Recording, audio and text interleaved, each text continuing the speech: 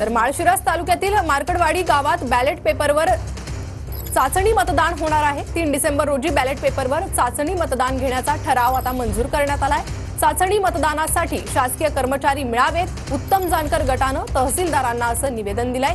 गावात राम सातपुतेंना अधिक मतं मिळाल्यानं चाचणी मतदानाची मागणी आता करण्यात येते। तर माळशिरसमधील मार्कडवाडीत बॅलेटवर चाचणी मतदान होणार का? माळशिरस तालुक्यातील मार्कडवाडी गावात बॅलेट पेपरवर चाचणी मतदान घेण्याची मागणी करण्यात येते।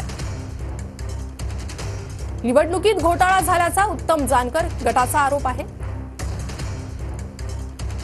निवडणुकीत राम सातपुतेंना गावातून मताधिक्य मिळाल्यानं चाचणी मतदानाची मागणी करण्यात येते। आजपर्यंत मार्कडवाडी गावात उत्तम जानकरांच्या गटाला मताधिक्य मिळाल्याचा दावा आहे। तर 2009, 2014, 2019 आणि 2024च्या लोकसभेवेळी जानकर गटाला मताधिक्य मिळाल्याचाही दावा आहे। चाचणी मतदानासाठी शासकीय कर्मचारी पुरवावेत, एका गटाचं तहसीलदारांना हे निवेदन। संपूर्ण खर्च भरण्यास गाव तयार असल्याचं निवेदन तहसीलदार यांना देण्यात आलंय। 3 डिसेंबरला सकाळी 7 ते दुपारी 4 वाजेपर्यंत हे मतदान होणार। दुपारी 4 नंतर मतमोजणी केली जाणार असल्याची माहिती आहे। तर जानकर गटानं केलेल्या या प्रयोगास गावातील विरोधी गट सहकार्य करणार का हे पाहणं महत्त्वाचं असेल।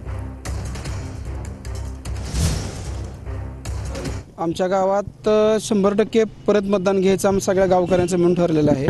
तसं तहसीलदार साहेबाला आम्ही निवेदन दिलेलं आहे। बॅलेट पेपरवर आम्ही मतदान घ्यायचं सगळेजण म्हणतोय आम्ही। ही मतदान आम्हाला म्हणजे झालेलं मतदान मंजूरच नाही, हे बोगस आहे असं सगळ्यांचं मशीनमध्ये शंका आहे सगळ्यांना आम्हाला वाटतंय। आमच्या गावात साधारण 2400पैकी 1900 काय पोल झाले, 1905 पोल झाले। तर शंका अशी वाटते की मशीनमध्ये काहीतरी गडबड असली पाहिजे की आम्हाला विरोधकाला एवढं मतदान जाते 1000 किती 3 आणि चेअरमन साहेबाला 850। मग ह्याच्यासाठी आम्हाला फिर निवडणूक आम्ही घेऊ शकणार आहे। आम्ही आता तहसीलदार साहेबांना निवेदन दिलंय, आमचं पुन्हा एकदा मतदान घ्यावं।